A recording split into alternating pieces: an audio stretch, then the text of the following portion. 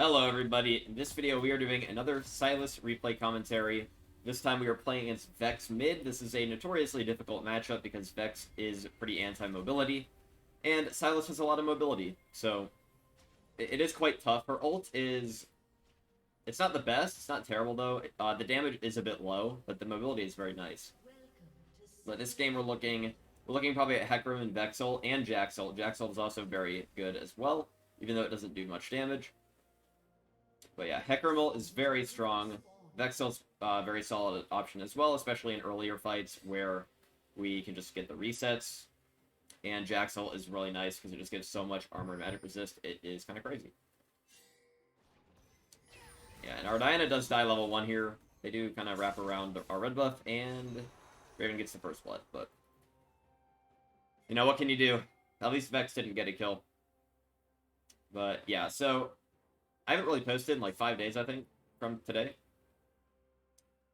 But, yeah, I've been working on a personal project, not related to YouTube, so you guys probably won't see it. But, yeah, I've also been trying to fix my sleep schedule, so that's been a bit off. And I haven't really had a lot of time to work on YouTube stuff. And my internet's also been pretty bad, so I haven't wanted to stream. So then I'll lag. So there's been a lot of stuff going on. Yeah, right here, we're just standing far away from the mini-wave, staying out of vision, just because there's no reason to walk up this early. You'll just get poked into ranged matchups. And I like staying away from the wave, because if you don't give them vision, then they might just, like, push it, autopilot. And if they push it, then it helps you, because it'll go closer to your turret, which makes it easier for you to farm safely. Especially in more difficult matchups. You know, here I do walk up and take a lot of damage from the Vex. I didn't really expect her at level 2, even though I should have. I should have been paying more attention, so kind of took a bad trade just for no reason. Which was unfortunate. Here, I'm sort of just staying back, again, waiting for the wave to push into me, where I can more easily farm. Now, losing CS, I don't mind losing CS that much. Let me go for a fight here. I do go back in for the E. Maybe not the best decision, because, you know, he does have a corrupting pod. He does do a lot of damage, but as soon as I see him in tower range, and I see the tower lock on him, I instantly ignite him, because I know that that's going to do a lot of damage. And fortunately, it did kill him. So he did really troll it by, you know, standing under the tower. So that's actually really nice, because the thing with Sylas is you have a lot of bad matchups. You have a lot of good ones too, but these bad matchups like Vex or Aurelia or whatever, if you get one kill early, you can snowball it out of control. Like, this matchup turned from really bad to favored now, because I have one kill, which means that, and especially because I have all this bonus XP off on the Vex, that now I'm just so much further ahead that I can just push my advantage. And yeah, I mean, if you guys get like one kill on Sylas early, the thing with Sylas is he has so much gap close potential with his E and his W and his E2 that you can almost always get onto any target you want. So once you get a lead and you're stronger than them, you can just continuously apply pressure by jumping on them. And there's not really much they can do. You just need to be careful not to get ganked and not to maybe die to turret or get CC'd or whatever, so there's a bit of nuance there, but Sylas does snowball extremely hard, mainly because of his mobility and his healing. Now there, she did cancel my W with her W fear, which kind of sucked. I probably should have held my W, but I wanted to get it off, so but unfortunate. Here the Hecarim does come in. I'm not really that scared of him, because I do have my W available. Diana goes back in for the Vex. And now I'm pretty willing to fight this. Hecarim is surprisingly squishy against Sylas, because his hitbox is very big, and champions with big hitboxes I find are really easy to deal with, because it's so easy to land your E2. And if you land your E2, you can very easily trade with someone. Never got a nice Flash W combo off. And Flash W is a very useful combo. You just instantly get that W off. You get the healing, you get the extra mobility, and you get the damage. And so they were able to kill the Hecarim. He's not even suspecting it. He doesn't have time to react. And that's just a free kill. Fortunately, we do still die to the Jax because he is in our lane for some reason. I don't know why he walked mid. I guess he reset and he saw that we were mid and he just wanted to go and fight. So, fortunately, Darius does get the kill there. We're heading back to lane. We did get 2 amp tomes working towards our lost chapter.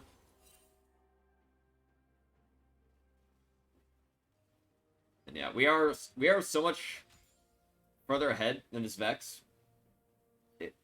Like, she can't ever contest us because, I mean, we have the same CS, I guess, because like I've probably missed a lot in this game so far. But I have 2 more kills on her, a ton of XP because of the waves that we were getting. She was missing by dying. So like, well, I should be getting my ult here soon. I do go in for a quick trade there. I think, yeah, I think I actually die here. Hecarim was level 6. Tried to go for a quick trade. It was actually a pretty good trade. Very fast EW on her. Hecarim ended up being there, and he was somehow level 6. I guess my jungler was also level 6. So, I mean, I don't know. Jungler's just rock and roll. What can you do? Yeah, Hecarim did get the ult off on us, which sucked. But, I mean, you could see, like, if Hecarim wasn't there, then we just absolutely destroy this Vex. And I should have been more careful. Should have paid more attention to where the Hecarim could have been. But Vex doesn't stand any chance in 1v1 with us. And it did miss that, which is a bit unfortunate.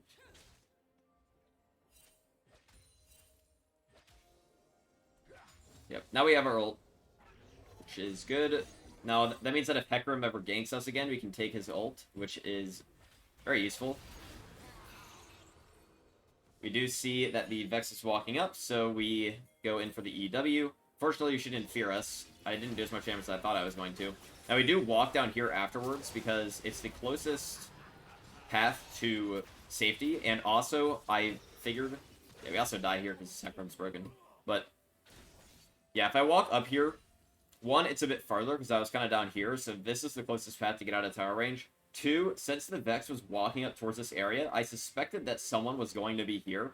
She said if I walk up into them, I'm almost guaranteed to die. So I walked down here, which gives me more time to get my cooldowns back up and maybe outplay. Fortunately, there was the enemy ADC, jungler, and support. But you guys saw the Pyke did end up showing up here. So if I had walked that way, I would have died to the Pyke instantly. So it's just sort of like subtle things to pay attention to is enemy behavior. Because there's no way that the Vex is going to walk that close to me under her own tower unless she has someone coming from this area that would be flanking me.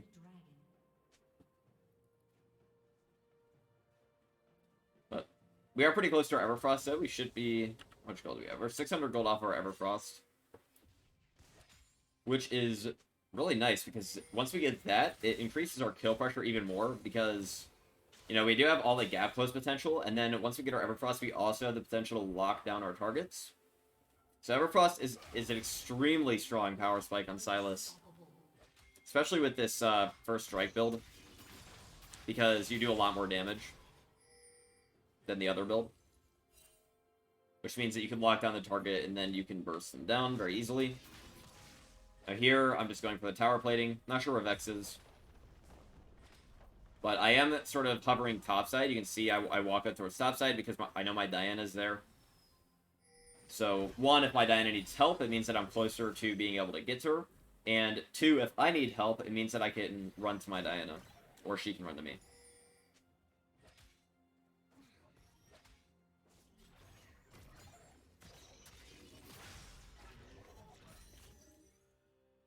We do have our ults up, though I don't think we are able to take Hecarim ult right now, since we did take it recently. So I am still a bit cautious of the Hecarim gank.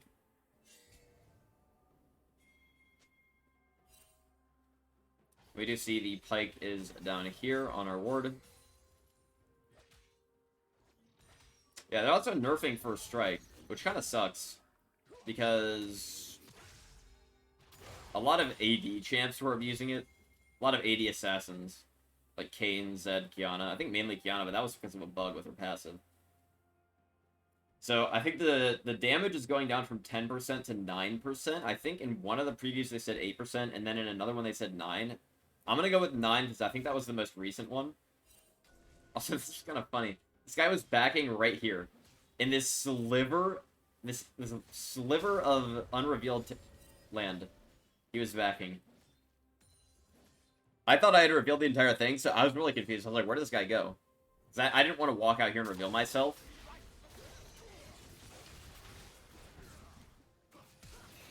Here we do get the kill. I did take the Jax ult because I was going to try and tank the tower, because the Jax ult would have given us a lot of extra resistances for that. My Nana did go in first, so she take the tower aggro, so I mean, it didn't end up mattering, but...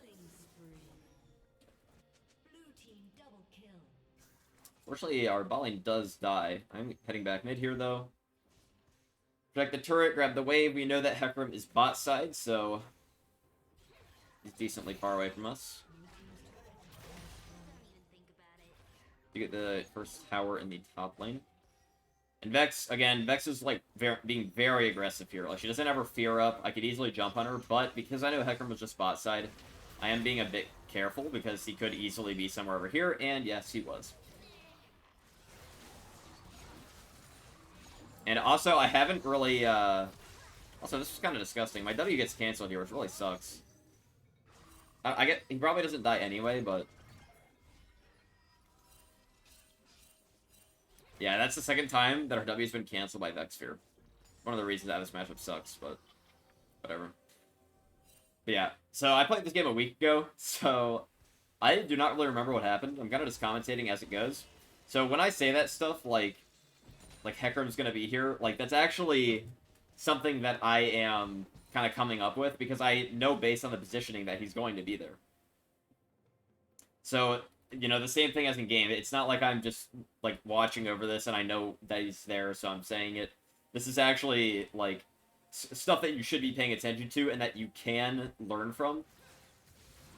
Now here, this really sucks because she got both those kills. Especially, and that shutdown, which is worth 900 gold. Which was really unfortunate, because I really would have liked those, but I guess it's not bad on Diana either, so. And I think we do kill the Jax here, because he is pushing up turret super far. I don't know why. But, yeah, we just get a nice combo off on him. Yeah, I mean, like, this is stuff that, when I'm watching this back over, I can detect. And it's stuff that I can detect while I'm actually playing. So, it does take a lot of experience. You kind of have to think about it a bit. For me, it's a bit more subconscious. I mean, I guess I'm thinking about it more because I'm actually commentating on it now, but when I'm actually playing the game, this is like a subconscious process. Like, if she's walking up here, I know that this Hecarim's here, like, instantly, because I just saw him bot side. I know I'm much stronger than Vex, and she knows that I'm much stronger than her. So it wouldn't make sense for her to do that. She'd be just dying if the Hecarim wasn't there, so... it's sort of like an instant realization, like, okay, their Hecarim's in our jungle somewhere over here. And that's stuff that you guys... I mean, it's an extremely important skill, because if I had gone in the Vex there without waiting for my team, then I likely would have died to the Hecarim. So it is very important to pay attention to that stuff. And that's also why you need to be looking at your minimap a lot, because if I had not looked at my minimap earlier, then I wouldn't have necessarily known that Hecarim was bot side.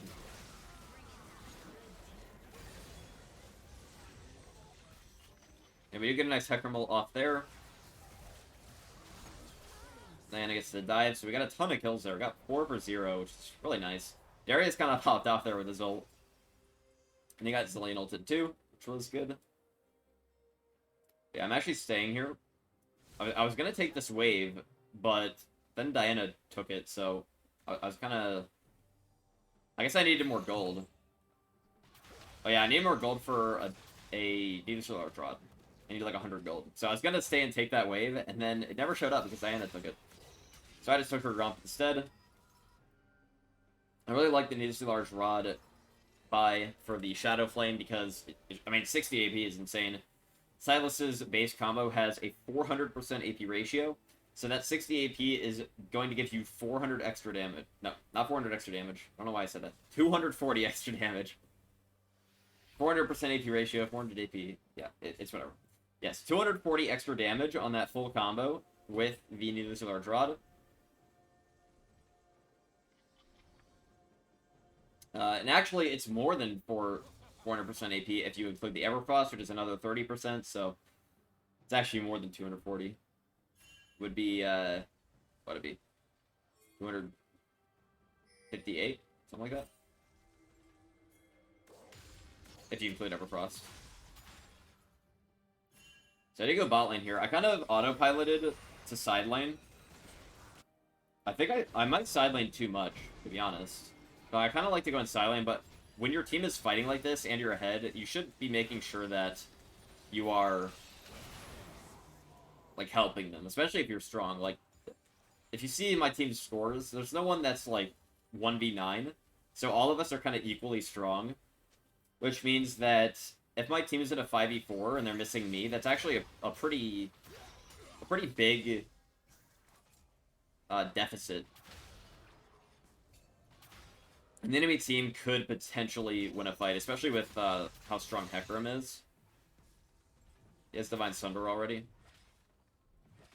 So you do have to watch out for these fights. Now, after the fight, I go back to side laning, so it's important to know when to side lane versus when to kind of group for your team. I like to kind of sit around in the river over here, or like walk up towards the river. Like, once I go bot lane, I clear a wave, and then I walk back up towards the river, because one, you scout out a little bit of extra vision. Two, if you push up with your wave, and you don't have vision of the enemies on the minimap, then they could collapse on you and you could die. And three, if a fight starts like somewhere in mid lane or whatever, then you're already like halfway there, so it doesn't take you long to get in. And especially if you, as long as your team doesn't get completely destroyed at the beginning of the fight, get a nice kill there. Yeah, as long as your team doesn't get completely destroyed at the beginning of the fight, then you should be able to get there in time, and you kind of get to be a cleanup crew, which is nice, because enemies are all low, you get free kills, it's really fun.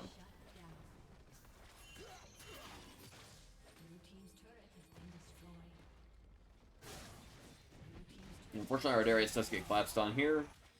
Like, actually ends up taking the shutdown, though, with its ult.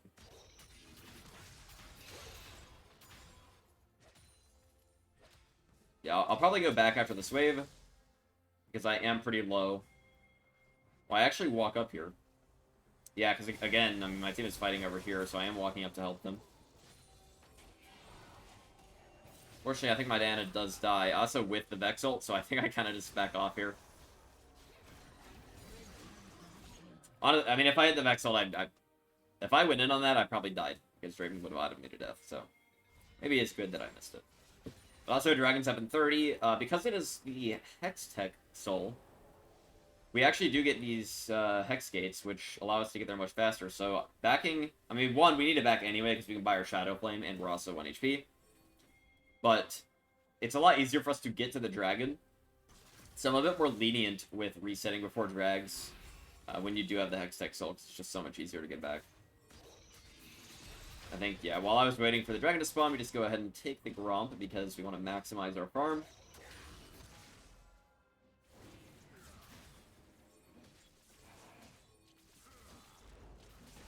I believe this is on 12.14. I guess if it wasn't on the current patch, then I wouldn't have been able to view the replay, so... Yeah, we do take the Hecarim ult there, kind of preemptively, because it is a very nice ult to have. It does also zone the enemies off, because they see that we have it. Now here, I was kind of split on what to do. Whether I should go for the Hecarim, or if I should help the rest of my team. I wasn't really sure. Enemy team is kind of grouped up with the Hecarim, but the Hecarim is also kind of ravaging my backline, my Zillion and my Varus. So I decided to go for the Hecarim. We ended up killing him. My team ended up winning the fight. So maybe that was the correct decision, is take the Hecarim off of the rest of my team, and then they can kind of win against the rest of the enemy team themselves. But there was also the option for me to actually Hecarim ult into the majority of their team. I also didn't really want to do that, because I would have got instantly focused, and I probably would have died. So I was scared of that, which is one of the reasons that I chose to go after Hecarim.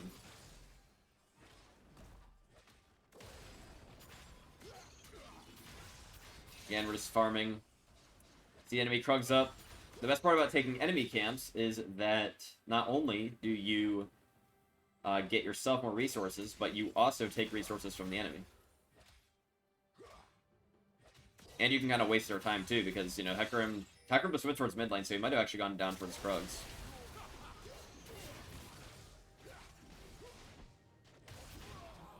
Now, we do take that fight there with the Jax. I mean, it's a very easy win. We're 2 levels up on him. He's playing Jax, and he does have Ignite, which makes the 1v1 a lot more difficult, but with Jax ult, it's very...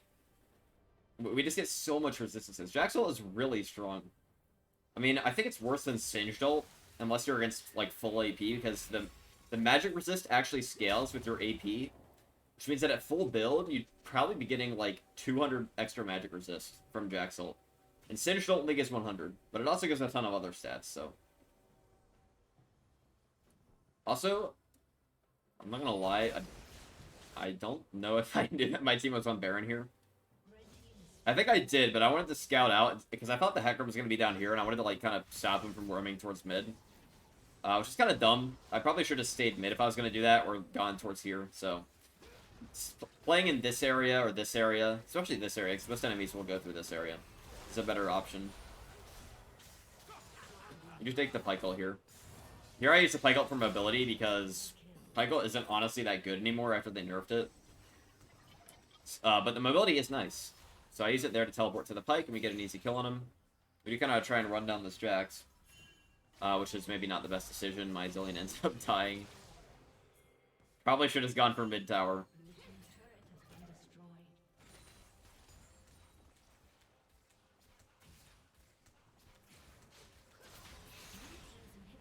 Yeah, we did get the inhibitor, and now we're probably going to go back. Maybe. No problem. Okay, we'll grab the Raptors first. Wonder how much gold I actually have. Okay, we have more than enough to get our Zanyas, so I'm just taking that 'cause it's there. Pretty easy to take anyway. Again, we're maximizing our farm. And yeah, we did go for the Zanyas. We're also going for the Void Staff. I decided to go for the Amp Tome instead of the Blasting one because I do want the Blighting Jewel, or whatever that thing is called, before I go for anything else.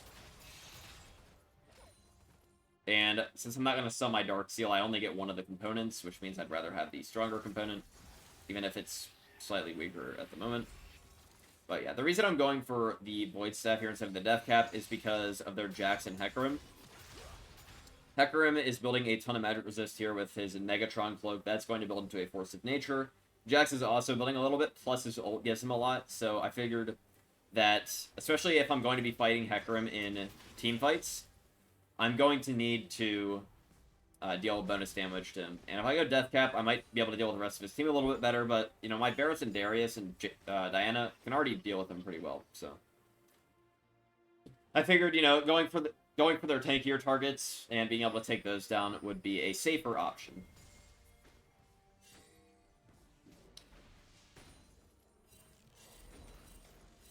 I'm kind of waiting here. The dragon is up in 30 seconds, so I'm kind of just sitting around. Clearing out bot wave, making sure it doesn't push towards us, because we do want the extra vision from the minions. Having it push under their turret is really nice when dragging this up, because that means that we are going to have the prio in that lane. Plus it means I can take their tower. Which I don't actually think I do, because... well, maybe? No, I think I have to back off because their entire team is over here. And I need to help my team.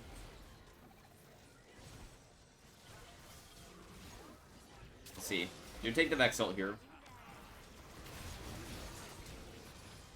I did kind of a panic, Zanyas.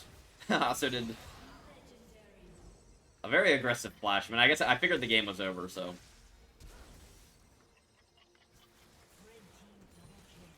Okay, we did go in the Vex ult there, very nice. You know, I'm not afraid of dying because I do have the Zanyas. I didn't actually need to use it there when I did, but, I mean, I was kind of panicked. Honestly, I mean, Draven's overpowered, and I didn't want to end up getting one shot by him. So, yeah. It's better safe than sorry.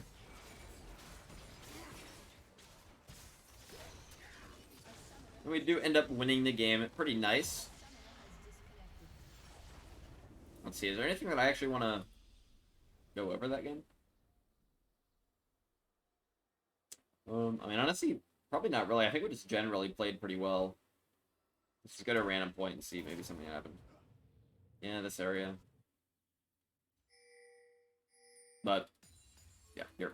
So we ended up 5-3, and we ended 12-3. So we ended up getting 7 kills in a row, or maybe even more. Let's see, 4-3. I think we were actually 3-3. Yeah, so we went 3-3 at the beginning, and we ended up 12-3.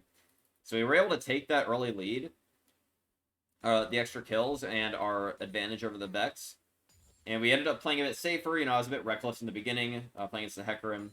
Ended up dying a little bit, but ended up playing a bit safer, learning from my mistakes, and we ended up getting 9 kills in a row. So that was really nice. And yeah, I mean, just a pretty solid game overall. So, yeah, I mean, I don't really have anything in particular to say about this game. I think it's just pretty nice. You know, there were a couple times where my positioning was maybe a bit weird, like, you know, I was split pushing, or I was side laning. I don't like to call it split pushing. I like to call it side laning. I was side laning down here when my team was kind of fighting up here, and I think I did get to join the fight eventually, but I probably could have predicted the fight a bit earlier and been there sooner. And, you know, on Baron, I was kind of just doing my thing over here. I don't even know what that was, but yeah, I should have been over here. Sylas is, again, very bad at taking objectives, especially Baron, because you will take a lot of damage if you try to do anything to it. So I like to play off and play in, like, these bushes, or play over here. So if you're on blue team, the enemies are going to come from this side. I like to play in this bush. Man, your job is just to zone enemies. So, you know, you take the blast cone, you maybe ward up here, pink ward up here, so that you can see if they're coming from this area. And if they're coming from over here, then you're already standing here, and you can stop them from ever getting close to Baron, and they pose no threat to your team. If you're on red team, like we were this game, then you should be usually standing over here or in here. You'll want wards in this area, usually one in this bush. That makes it a lot easier to see. And usually one on blue buff, because that will cover both of the entrances to here. Usually you'll have a mid lane pushing, so if they go through mid, you'll be able to see it with your minions. And yeah, then you can play sort of here. You can play here if you wanted to, but then you're kind of giving up this area. But if you play in this pixel brush, then you're easily able to cover this choke point, and you're also covering this. And also you're not committing too hard, which means that if the enemies all rush at you, then your team is right here, and they can help you in turn. So yeah, there's my Baron advice, I guess. Even though yeah, it's whatever. But anyway, hope you guys enjoyed this video. If you do like this content, you want to see more, please consider like and subscribe, and leave a comment. Any feedback would be greatly appreciated. And yeah, hope you guys enjoyed. Thanks for watching.